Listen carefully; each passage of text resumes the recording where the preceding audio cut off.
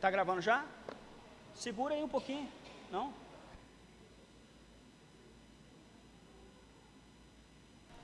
Ei, som.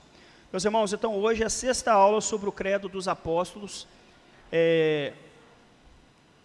Isso. Agora, hoje dá para ler, né? Dá para ler? Aí, eu botei em 2 partes, pronto. Para ler. Se você estiver com o credo em mão, vocês podem ler aí. Ou então acompanhem lá. Vamos então?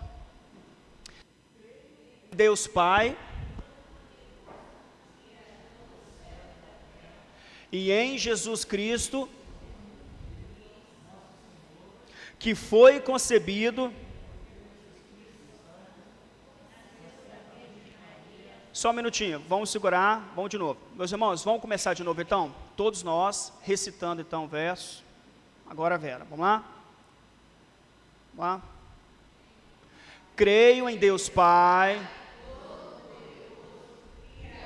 do céu e da terra, e em Jesus Cristo, seu único Filho, nosso Senhor,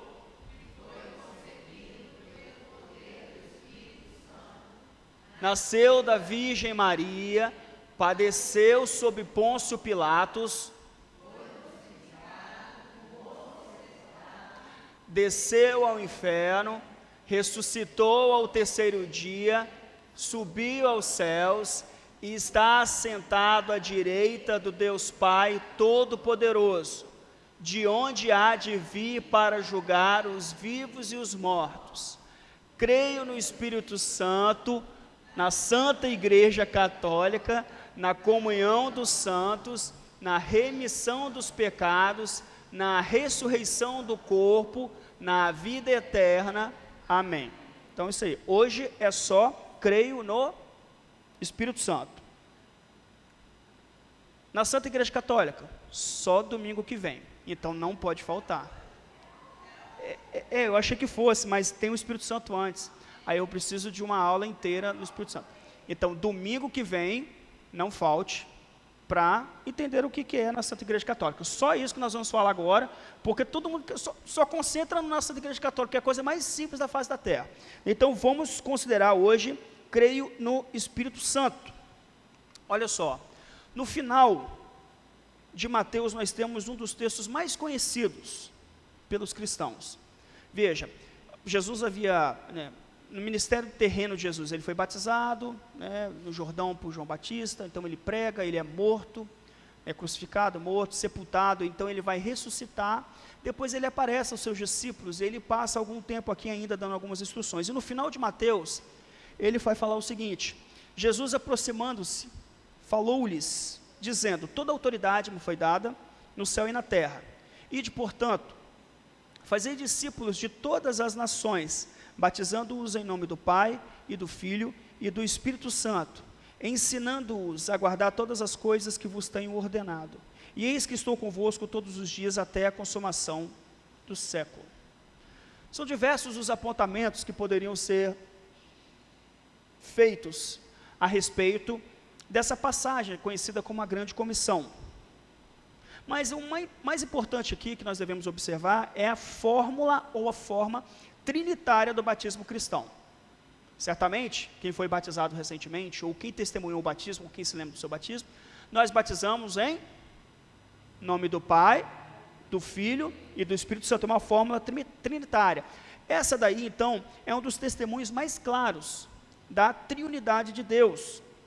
Ou seja, ninguém pode, nenhum cristão, ninguém pode negar a trindade. Onde nós afirmamos o cristianismo, nós temos que afirmar a trindade, ou seja, conhecer o único Deus santo e verdadeiro, que nós cantamos, que nós lemos, que nós oramos, é conhecer Deus Pai, Deus Filho e Deus Espírito Santo. Nós não somos unicistas, nós somos trinitários, nós cremos em Deus Uno e Deus Trino. Deus Uno como o Senhor de todas as coisas, mas que se manifesta, se apresenta em 3 pessoas, com as suas personalidades e características muito distintas, o Pai, o Filho e o Espírito Santo. Quando nós lemos nas Escrituras, por exemplo, a Shema, ouve, ó Israel, o Senhor nosso Deus é o único Senhor, Deuteronômio 6, 4, o que nós percebemos? Que Deus é um. Deus é um, mas a Bíblia também afirma que o Pai é Deus. Afirma também que o Filho é Deus. E também afirma que o Espírito Santo é Deus. Tem uma canção, Glória ao Senhor, 6 do cantor cristão. Ao nosso Pai do céu, tributo. Aí canta ao Pai, ao Filho, ao Espírito, e no final, a quarta estrofe fala da glória ao Senhor, Trindade Santa, a Ti louvor nos céus. Nós cantamos isso, e nós cremos, mas há um problema, e o problema é, antes de nós passarmos, que nós, como tradicionais, nós muitas vezes negligenciamos a pessoa do Espírito Santo. Esse quadro aí é um quadro importante, essa imagem importante. Olha só, isso aqui é para vocês não esquecerem. Deus é o Filho, O Filho é Deus, o Pai é Deus e o Espírito Santo é Deus, certo? Só que o Espírito Santo não é o Filho não é o Pai e o Pai não é o Espírito Santo. Nós afirmamos Deus Uno e afirmamos Deus Trino. Beleza? Talvez em outro momento, na aula de teologia sistemática, nós vamos falar sobre teontologia, sobre trindade. Mas hoje o que nós precisamos afirmar categoricamente pelas Escrituras? Que o Pai não é o Filho, que não é o Espírito. Mas o Filho é Deus, o Pai é Deus e o Espírito Santo é Deus. E Deus é um. Qual é o problema então que nós lidamos muitas vezes?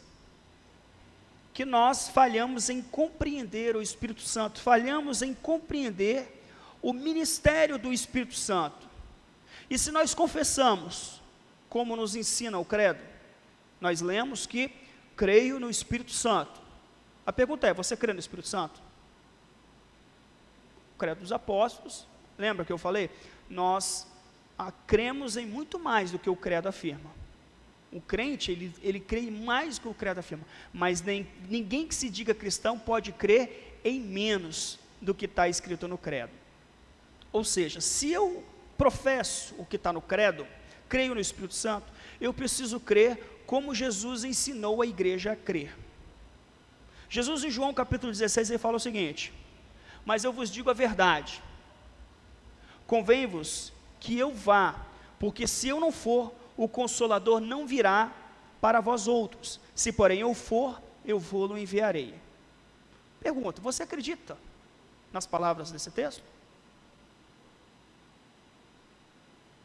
Quando a gente fala assim, às vezes as pessoas têm mais facilidade para crer no dilúvio, para crer que Jonas foi engolido por um peixe, mas quando você lê com atenção aqui, há algo surpreendente acontecendo. Jesus falando que ele precisava ascender, a ascensão, lembra da ascensão? Subir aos céus, nós falamos no domingo passado, Mas ele está falando que o Consolador virá, que ele vai enviar o Consolador. Em outras palavras, Jesus está falando o seguinte, de que é melhor ter o Espírito Santo do que a presença física dele aqui na terra. O ministério do Espírito Santo precisa ser compreendido nesses tempos, que é o próprio Cristo dizendo que ele precisa ascender ao céu, porque o ministério do Espírito Santo é mais amplo, seria mais eficiente do que a própria presença física de Jesus aqui na terra. Mas a pergunta é, o quanto você conhece sobre o Espírito Santo? Porque se o Espírito Santo é Deus, nós precisamos conhecer sobre Deus. O quanto você conhece sobre o Espírito Santo?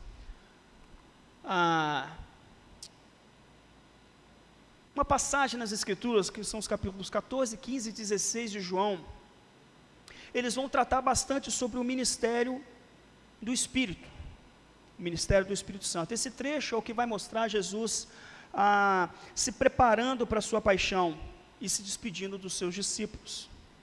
Jesus sabia o que acontecia no íntimo de cada um, tanto é que a passagem em João 14 começa com a seguinte frase, não se turbe o vosso coração, ou não fiquem atribulados, credes em Deus e crede também em mim. Jesus já havia dado indicadores que ele não permaneceria com seus discípulos, que ele não estaria mais no meio deles. Então Jesus sabia o que estava acontecendo no íntimo deles. Então Jesus passa a ensinar qual era o ministério do Espírito Santo e o papel crucial do Espírito Santo na vida de cada um dos discípulos.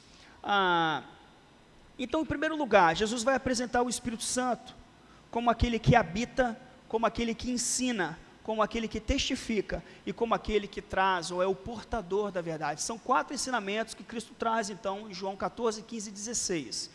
Se você trouxe coisas para anotar, anote, tá bom? Se você não trouxe, depois você volta no vídeo e assiste de novo. Mas lembrando, o Espírito Santo como aquele que habita, que ensina, que testifica e que traz a verdade. Primeiro, como aquele que habita. O Espírito que habita. João 14, 16 e 17. E eu rogarei ao Pai, e Ele vos dará outro Consolador, a fim de que esteja para sempre convosco, o Espírito da verdade, que o mundo não pode conhecer, não pode receber, porque não o vê nem o conhece. Vós o conheceis, porque Ele habita convosco, e estará em vós. O Espírito Santo que habita. Os discípulos sabiam que sem Deus, sem Cristo, não havia esperança para eles. E eles estavam temerosos por ficarem sem Jesus. Não se turbe o vosso coração. Eles estavam preocupados com isso. Mas Jesus prometeu a eles que não os abandonaria. No final da grande comissão ele fala: eis que estou convosco até a consumação dos séculos. Como Cristo está conosco até a consumação dos séculos? Por meio da obra do Espírito Santo aplicada a nós. O Espírito Santo aplica a obra de redenção no nosso coração. Mas olha só o que ele fala, que o Espírito Santo viria então e habitaria neles. O ministério da habitação do Espírito Santo em nós restaura toda a esperança e nos assegura no firme fundamento da fé. O Espírito Santo então, ele assegura a obra e o ministério de Cristo realizado. Por que nós podemos então, com fé e com confiança, olhar para as Escrituras e confiar e acreditar que de fato Cristo fez o que fez e é o que é? Porque o Espírito Santo chancela, nos cela, fundamenta, confirma isso em nós. Não apenas, mas o Espírito Santo também, Jesus prometeu o Espírito Santo como uma presença constante e uma presença para sempre. O que eu quero dizer é que não é como uma bateria que precisa ser recarregada. O ministério do Espírito Santo é constante. Todo mundo aí, quando compra um celular novo, já viu, né? A bateria dura uma semana, a bateria dura 3 dias. Mas não é assim na presença do Espírito Santo que nós precisamos recarregar. A presença do Espírito Santo, ela é constante, e ela é para sempre. Para sempre e constante na luta contra o pecado, para sempre e constante na adversidade. A presença do Espírito nos filhos não depende da nossa perfeição, como muitas pessoas podem tentar ensinar por aí. Se nós não fizermos, o Espírito Santo não é assim que funciona. Nós não estamos tratando da presença ou da habitação do Espírito Santo. Santificação é outra coisa. Nós estamos falando do amor e da graça e do favor de Deus aos seus filhos, de que não depende da nossa perfeição, mas do amor infinito de Deus por nós, da graça e do favor de Deus em nós. Então, a promessa é de que o Espírito Santo habitaria em nós e estaria conosco. Mas o Espírito Santo não é apenas aquele que habita, o Espírito Santo também é o que ensina. O Espírito que ensina. João 14, 26, acompanha comigo aí. Mas o Consolador, o Espírito Santo, a quem o Pai enviará em meu nome, esse vos ensinará todas as coisas e vos fará lembrar de tudo o que vos tenho dito. Então o Espírito Santo habita em nós, mas o Espírito Santo também ensina a nós e nos faz lembrar de todas as coisas que Jesus disse. De certa forma, isso se aplica, em primeiro lugar, aos discípulos, porque os ensinamentos de Cristo foram ensinamentos, por palavra, era uma cultura oral. Então eles vão se lembrar disso para depois registrarem nos seus evangelhos, mas também a nós, somos iluminados pelo Espírito Santo para que aquilo que nós lemos nas Escrituras, nós possamos lembrar também. Nós devemos orar por esse sentido, de tudo aquilo que nós nos aplicamos aos estudos, o Espírito Santo possa trazer a nossa lembrança. Mas também o Espírito Santo nos instrui, ele nos ilumina. Os discípulos naquele contexto, eles estavam sentindo uma dor. Jesus já havia dito que não estaria mais com eles. Eles iam perder aquele mestre amado que tanto estava ensinando. E Jesus, quando ele ensinava, nós devemos lembrar que as palavras, por exemplo, quando ele vai ao Sermão do Monte, lá no final do Sermão do Monte, dizia que Jesus ensinava como aquele que tinha autoridade. O que isso quer dizer? Ele falava assim, Jesus ensina como quem tem autoridade, não como os escribas e os fariseus. Por quê? Porque os escribas e fariseus eram legalistas, o que ficava claro que era tudo uma capa, uma aparência. Mas Jesus falava como aquele que era o portador da própria palavra. Jesus falava como a própria palavra. Ele falava como Deus falava ou como Deus andou no meio de homens. Jesus ele não apenas proclamou a palavra de Deus, mas ele reinou como o Senhor da palavra. Quando nós percebemos o ministério terreno de Cristo e todos os seus ensinos, Jesus não apenas foi visto ou cumpriu o ofício de profeta, mas ele reina como aquele que tem a palavra. Veja, o Espírito então prometido, ele não apenas moraria, habitaria, mas ele também ensinaria os homens. Então ele ilumina a nossa mente e ele traz a palavra de Deus a nós.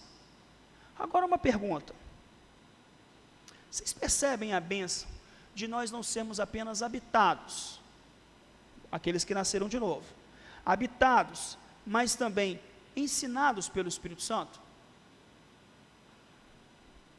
Vocês já estiveram numa situação em que vocês estão, é como se fosse uma luta, em cima de um texto bíblico, e aí, por meio da oração e da aplicação, Deus concede graça e o Espírito Santo ilumina a mente para que você se aproprie daquele texto, para que aquele texto de fato entre no seu coração e na sua mente, e você entende aquilo que está querendo dizer? Aquilo se torna não só uma verdade, como uma verdade absoluta, dita pelo próprio Deus, mas uma verdade para você, e você se torna o portador daquela verdade. Vocês já perceberam a bênção de ser ensinado pelo Espírito Santo?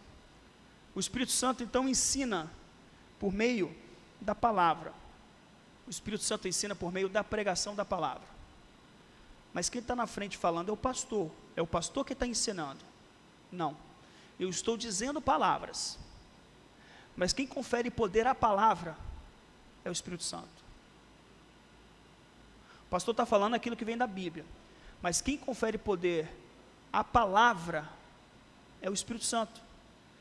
O Espírito Santo que abre o entendimento para que aquilo que eu diga seja entendido como da parte de Deus, um ato profético, um exercício profético.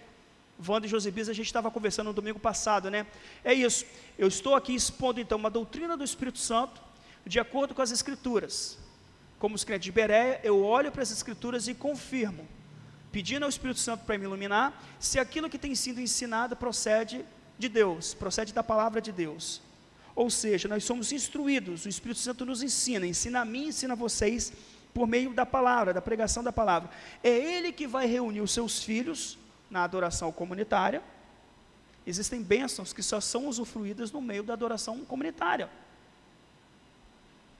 Vocês poderiam ser instruídos da forma que vocês estão sendo instruídos agora, se vocês estivessem sozinhos? Claro que não. Ou seja, os filhos de Deus se reúnem como povo de Deus para aprenderem de Deus.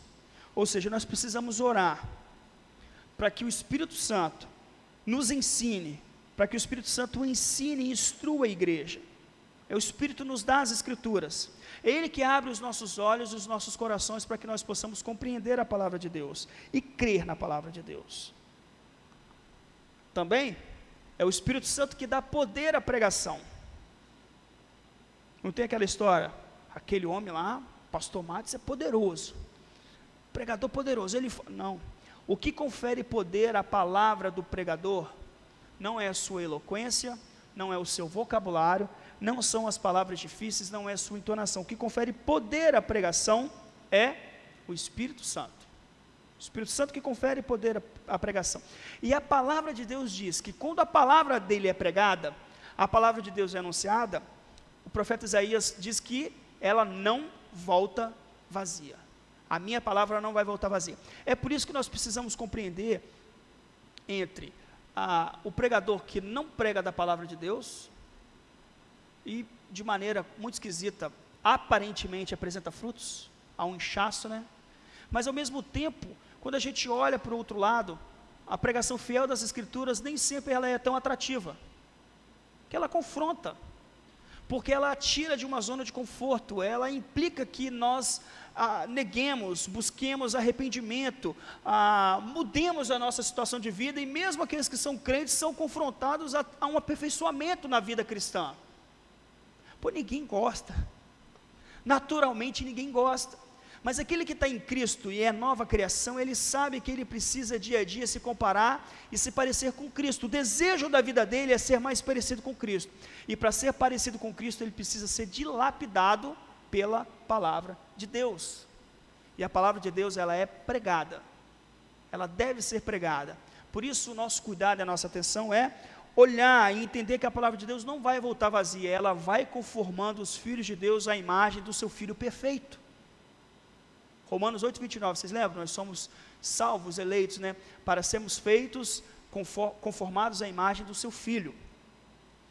Mas não só, o Espírito não só habita, o Espírito não só ensina, o Espírito também, ele testifica. João 15, 26 e 27. Quando, porém, vier o Consolador, que eu vos enviarei da parte do Pai. Lembra lá, Jesus está falando que ele vai enviar da parte dele, mas agora ele fala que vai enviar da parte do Pai. Então o Espírito Santo procede do Pai e do Filho. O Espírito da verdade, que dele procede, esse dará testemunho de mim, e vós também testemunhareis, porque estáis comigo desde o princípio. O Espírito, então, ele também testifica. O Espírito habita, o Espírito ensina, o Espírito testifica. O que é testificar? Vamos avançar. Testificar, falar, testemunhar, atestar, comprovar, confirmar.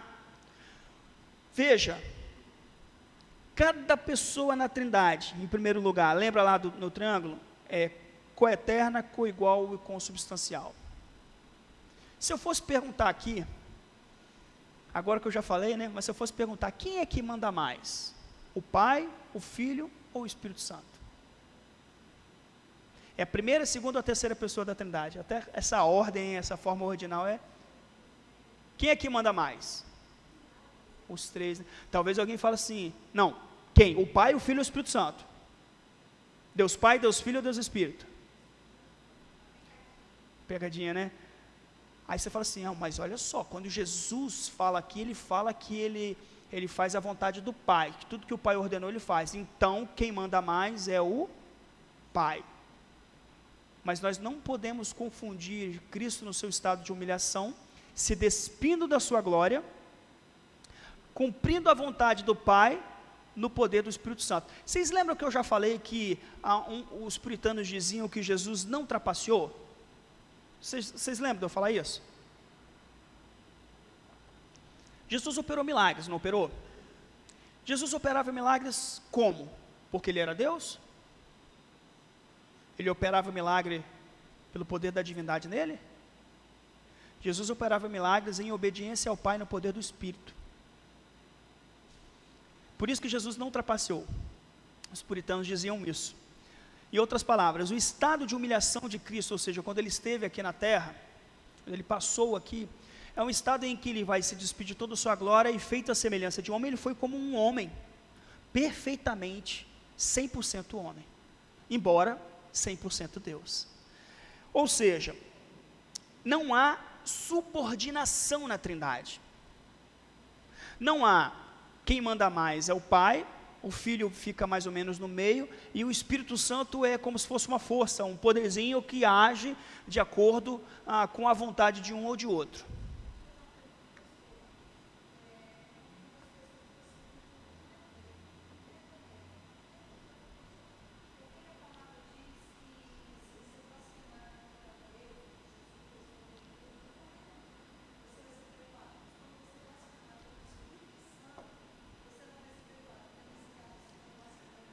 Na verdade, o texto fala que qualquer pecado, né, pode ser perdoado, mas a blasfêmia contra o Espírito Santo não. Não é assim, contra Deus e contra o Filho. Fala que os pecados são perdoados, mas a blasfêmia contra o Espírito Santo é imperdoável.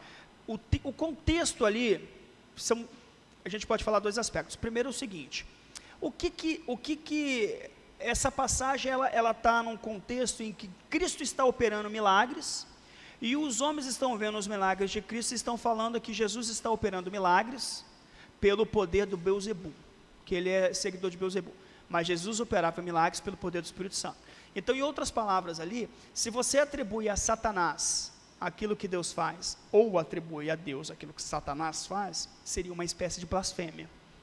Mas, em linhas gerais, quando a gente aplica o que isso quer dizer na prática, é negar a obra do Espírito Santo. Se você nega a obra do Espírito Santo, se você é um incrédulo, não tem perdão.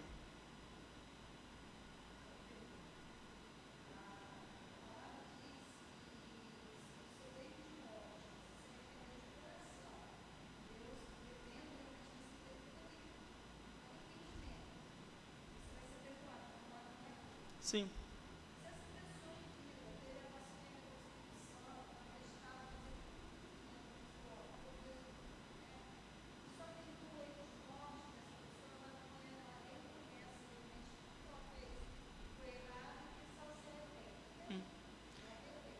Então, se ela se arrepende, ainda que seja ali nos 5 últimos segundos de vida, então não teve blasfêmia contra o Espírito Santo.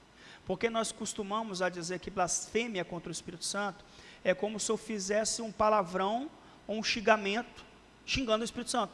Nós imaginamos assim, mas não é isso. A blasfêmia, no caso aplicada, é a negação. Eu não creio no Espírito Santo, eu nego a ação do Espírito Santo, que é para consolar, que é para converter o coração. O coração está duro. Ou seja, em outras palavras, a incredulidade, ou a falta de arrependimento, é a blasfêmia contra o Espírito Santo. Então, se a pessoa, ela se arrepende, ou seja, ela é conquistada pelo Espírito Santo, não há o que se falar em relação a isso. Tá bom?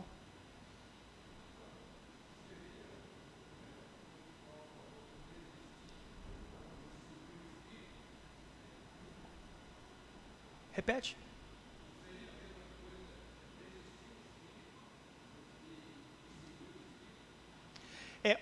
Extinguir o espírito, quando ele fala, já ele está falando na igreja. Em outro caso é o seguinte, é como se a gente cresce no Espírito Santo, mas a gente vai negligenciar a obra do Espírito Santo. Então, extinguir o espírito não ser zeloso ou não usar de maneira eficiente os meios de graça pelos quais o Espírito Santo nos capacita, nos amadurece, nos faz crescer. Então, extinguir é apagar. Como é que eu apago o espírito? Eu paro de ler a Bíblia, eu paro de orar e paro de vir à igreja.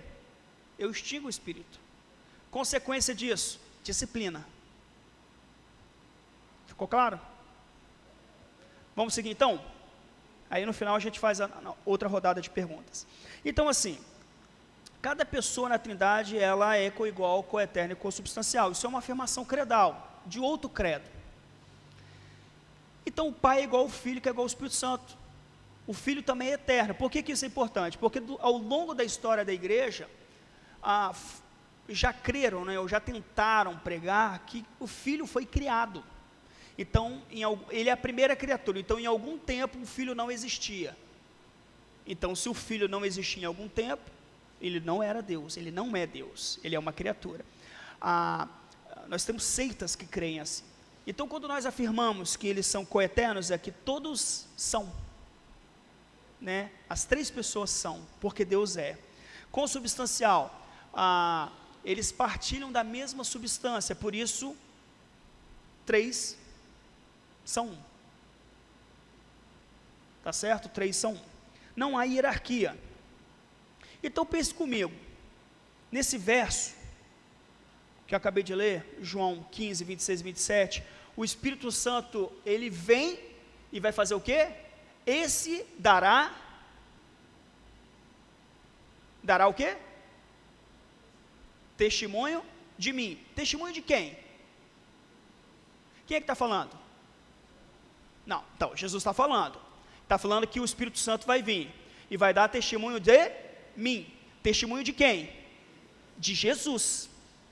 Por que eu quero detalhar? Porque você vai dar testemunho de Deus. Não, tudo bem, Jesus é Deus. Mas o Espírito Santo vai dar testemunho de qual pessoa especificamente? Jesus. Guarda isso. Ou seja, o Espírito Santo, ele exalta o Filho e ele dá testemunho da sua pessoa e da sua obra. Qual é a ação do Espírito Santo então? Ou a tarefa, o ministério do Espírito Santo terreno? É o quê?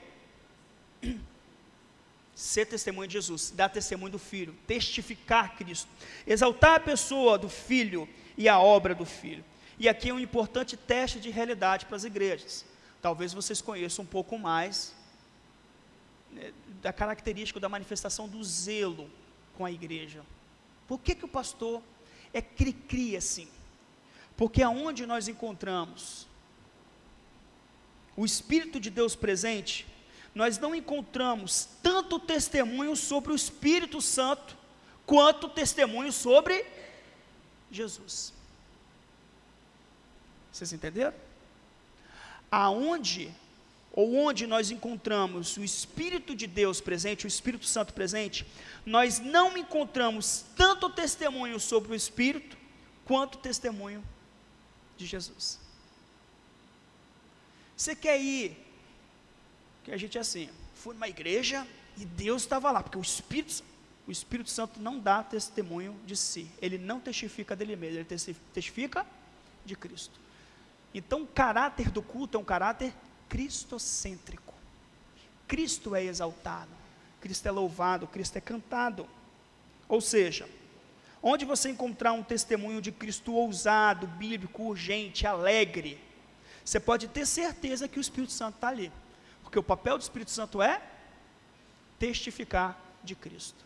Então nós somos chamados não a ressaltar a terceira pessoa. O culto, ele é cristocêntrico, e é o Espírito Santo que nos instrui, nos ensina a nós exaltarmos Cristo. Testemunho, então, o que nós precisamos considerar, então, o Espírito Santo, ele trabalha de maneira vibrante, onde Cristo é exaltado. Então, essa verdade nos guarda de muitos erros que afetam muitas igrejas hoje. Então não é chegar numa igreja igual Paulo e falar o seguinte: ai, mas o culto é tão igreja muito tradicional, igreja muito fria. Nossa igreja é fria? Nossa igreja é quente, efusiva. Nós adoramos biblicamente a Cristo, testemunhados pelo Espírito Santo que habita em nós. Nós adoramos de maneira correta, porque o Espírito Santo então testifica de Jesus. Então igrejas que dão ênfase não bíblica no Espírito Santo, onde o Espírito Santo se torna o centro da sua fé. Em muitos locais, Cristo sequer é mencionado, mas se fala em todo o tempo sobre a obra, ou o ministério, ou os mistérios do Espírito Santo. Mas o testemunho do Espírito não é sobre si, nem sobre manifestações a seu respeito. Vocês entenderam? Nem manifestações a seu respeito.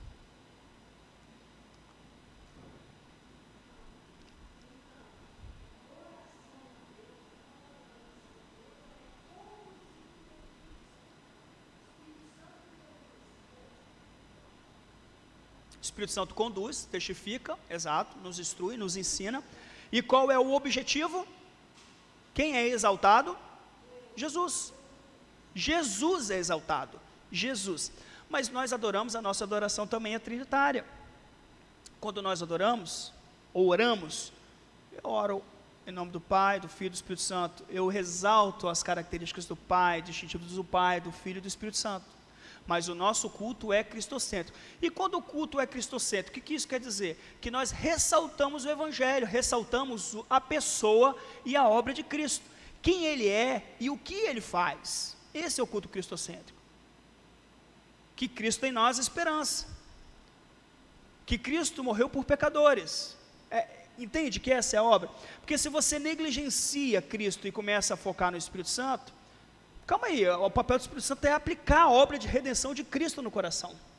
Então o objetivo é conduzidos pelo Espírito, ensinados pelo Espírito a adorar a Cristo. Então o testemunho do Espírito Santo é sobre Cristo, exaltando Cristo, nos direcionando para Ele em nossa união com Cristo. E por último, o Espírito Santo também, ele não só habita, ele não só ensina, ele não só testifica, mas o Espírito também traz a verdade. João 16, 13 e 14. Quando vier, porém, o Espírito da verdade, ele vos guiará a toda a verdade, porque não falará por si mesmo, mas dirá tudo o que tiver ouvido e vos anunciará as coisas que hão de vir. Ele me glorificará, porque há de receber do que é meu e vou-lo há de anunciar. O Espírito Santo, ele vem trazer verdade. O Espírito Santo vem trazer verdade. O Espírito Santo, ele não só dá testemunho do que é verdade. O Espírito Santo, ele vem como a verdade.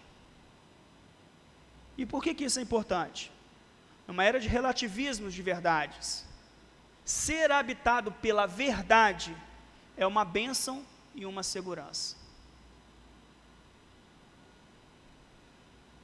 Estamos vivendo tempo em que as afirmações, por exemplo, de gênero, têm avançado tanto, que hoje há projetos que querem forçar, inclusive, a utilização dos gêneros neutros. Vocês já viram isso, né? Todes, né? A porta do inferno parece que abriu de vez, né? Aí querem condicionar o uso de gênero neutro, inclusive os textos bíblicos, igrejas e por aí vai, em todos os locais. Algumas pessoas falam assim, é importante, né, você faz uma inclusão e por aí vai. Mas, quando nós olhamos para as Escrituras e nós vivemos a verdade que confirma em nós, nós sabemos que lá na parte de Gênesis, Deus fez macho e fêmea, homem e mulher, assim Deus fez. Tem neutro? Não tem. Ponto. Entende? Mas as pessoas, quando elas não estão agarradas à verdade, ou não creem na Bíblia, a Bíblia, ela não pode se constituir verdade se o Espírito Santo não testificar, não confirmar essas palavras em nós, e nos radicarmos na rocha que é Cristo. Ou seja, ser habitado pelo Espírito Santo é uma bênção e é uma segurança. Ou seja, a verdade revelada pelo Espírito, ele nos convence e nos direciona, mesmo que seja difícil, mesmo que confronte. Nós devemos lembrar que ele é o Espírito da verdade. Nós não somos convencidos por plataforma política, nós não somos convencidos por ideologia, nós não somos convencidos porque o mundo está falando que é assim. Nós somos orientados e dirigidos pelo Espírito de Deus. Então, e como ele dá testemunho da verdade, nós não somos passivos, simplesmente recebemos. Ele exige uma resposta. Se ele vem como a verdade, apresenta a verdade, planta em nós a verdade, qual é a reação de cada crente em relação a essas coisas? Não tem jeitinho brasileiro, não tem neutro, não tem as coisinhas que muitas vezes ficam domesticadas, os pecados domesticados que lá fora são naturalizados. As pessoas chamam de espertos, ou as pessoas chamam de bobo. Nós então nos baseamos e nos radicamos na verdade, e essa verdade ela traz uma resposta a nós. A juventude hoje, mais ainda do que no meu tempo, ela tem trabalhado numa perspectiva muito sensual, e de que isso é muito normal. Então eu pego a minha rede social, que é minha, e eu coloco ali o que eu quiser, sou eu.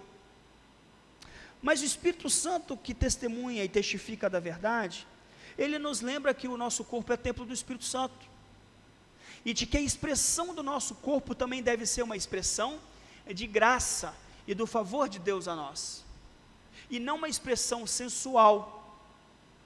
Isso quer dizer que o jovem, quando ele vai crescendo, ele não vai seguir os ditames do mundo em relação a, que isso, sexo antes do casamento, falar que a castidade, o sexo tem que ser guardado, tá? só para o casamento, isso é coisa de careta, isso é coisa de igreja, isso é coisa do pastor. O pastor não era assim. O que eu vou ser? Porque a palavra está falando, o Espírito Santo testifica da verdade, e se diz que temos que nos manter castos até o casamento, e aí depois do casamento nós não podemos nos manter castos, nós devemos praticar o sexo, é o que a palavra diz. Então, veja, o testemunho da verdade, pelo Espírito e pela palavra em nós, exige um posicionamento, e exige que nós, exige de nós essa resposta.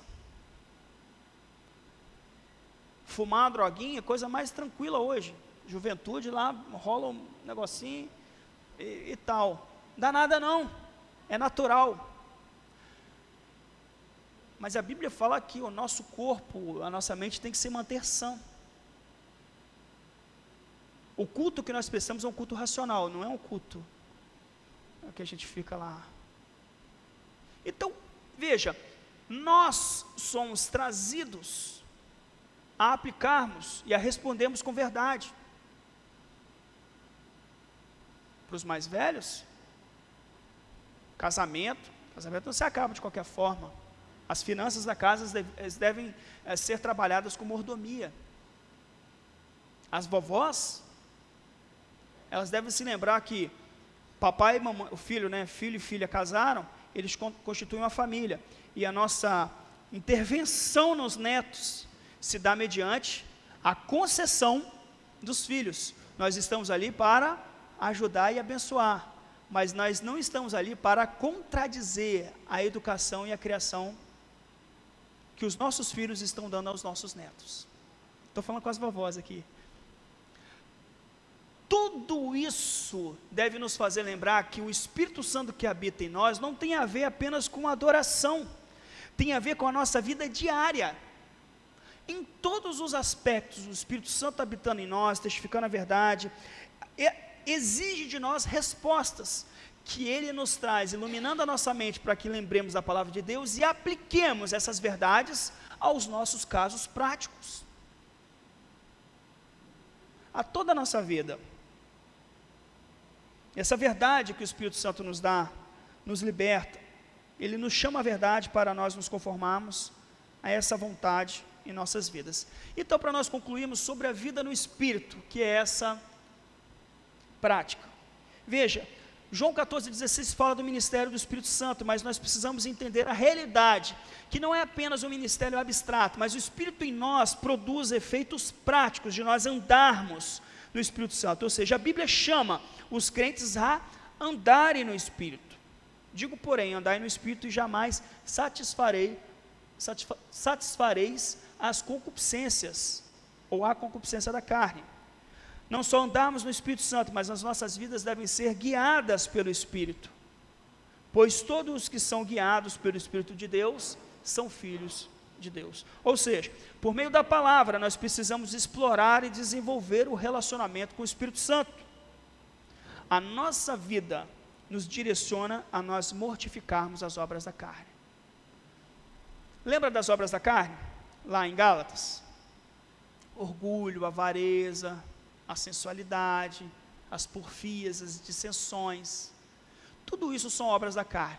O Espírito Santo habitando em nós, nós mortificamos isso, nós matamos a sensualidade que há em nós, nós matamos o orgulho que há em nós, nós matamos a avareza que há em nós, e aí, matando as obras da carne, a ideia é fazer frutificar o Espírito Santo. Assim, pois, irmãos, somos devedores, não à carne, como se constrangidos a viver segundo a carne. Porque se viver de segundo a carne, caminhais para a morte. Mas se pelo Espírito mortificardes os feitos do corpo, certamente vivereis. A glória da justificação, a grande troca, onde Jesus, Ele toma os meus pecados e aplica e deixa para mim a sua perfeita obediência, Ele não permite que nós continuamos a viver de qualquer jeito. Lembra que eu falei no início? Jesus me salvou, eu sou predestinado, eleito, não precisei de fazer nada, agora eu fico aqui, vivendo de qualquer jeito. Não, o fato de nós sermos alcançados, justificados Isso não quer dizer que a gente pode viver uma vida de pecado contínuo e sem arrependimento. Você tem se arrependido? Você tem consciência disso? Que nós precisamos matar o pecado e buscar a santidade? De que nós, se nós temos uma união com Cristo, nós não podemos viver segundo a carne. E sem o Espírito Santo, toda a nossa esperança de santificação se esvai. O que o Espírito Santo faz? Ele vem nos trazendo, nos conformando, nos instruindo, nos persuadindo a sermos comparados ao valor infinito de Cristo. Se nós pegássemos a nossa aplicação aos estudos, a nossa aplicação ao trabalho, Jesus faria dessa forma? A grande questão é, se Jesus tem um livro de mais de um século, Em Seus Passos, o que faria Jesus? Ele dá uma boa ideia para nós pensarmos. Se Jesus estivesse aqui e fosse proceder em relação a isso, como que ele procederia? Esse deve ser o nosso parâmetro. Se Jesus tivesse um telefone, como que ele usaria esse telefone? Se Jesus tivesse com essa decisão para tomar no trabalho, como é que ele procederia? Se Jesus estivesse com essa tarefa na escola, como ele procederia? Se Jesus tivesse um Instagram, o que é que ele postaria? Espírito em nós. O Espírito Santo em nós produz isso. E há de nós concentrarmos de maneira muito pontual, se de fato somos habitados pelo Espírito Santo. Porque eu não quero, meus irmãos, daqui a 5, 10, 15, 20 anos, carregar sobre a minha cabeça e sobre as minhas costas a responsabilidade de não ter instruído a cada um de vocês sobre a verdade da palavra e sobre aquilo que é exigido de nós como uma resposta, de nós sermos sal e luz neste mundo, porque somos habitados pelo Espírito Santo. Vocês me entenderam? Como que nós matamos as obras da carne? Talvez essa seja a pergunta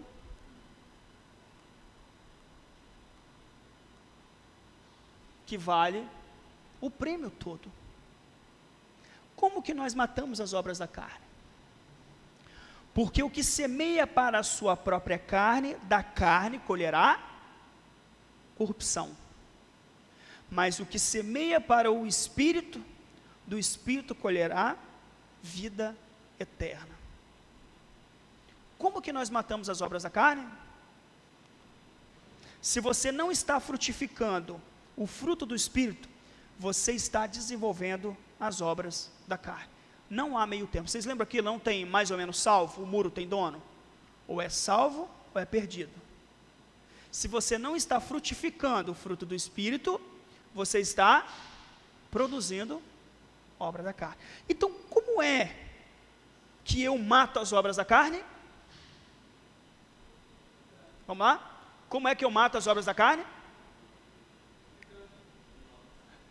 Frutificando o fruto do Espírito. Vamos repetir então?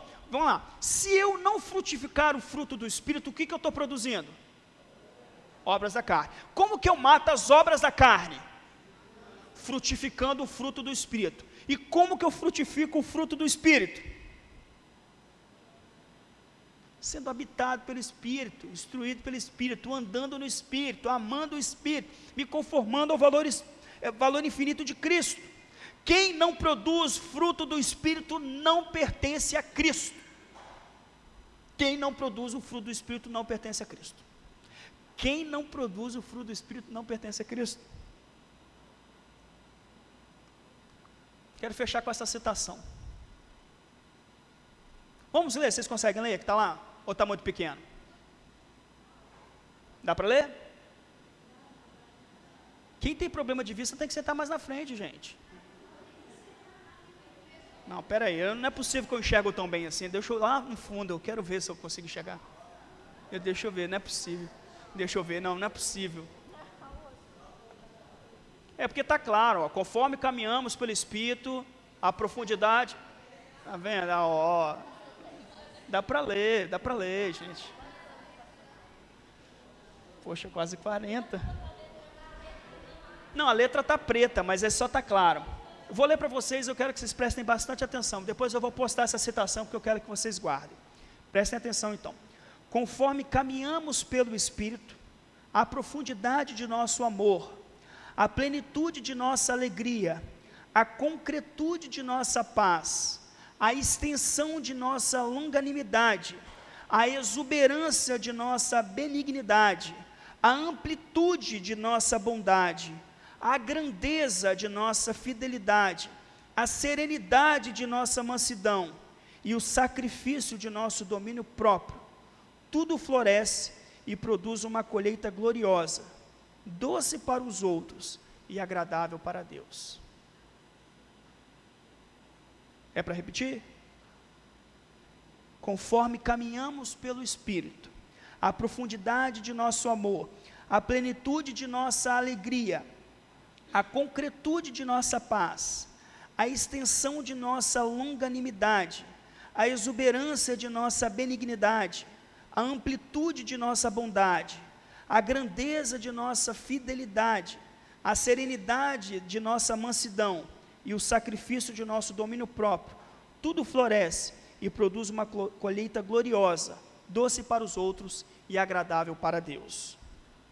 4 palavras: creio no Espírito Santo. Repita comigo: creio no Espírito Santo, que revela uma profundidade bíblica magnífica para nossas vidas, meus irmãos. Que Deus abençoe vocês. Amém? Vamos orar? Vou pedir ao irmão Francisco, que encerra nossa EBD hoje orando.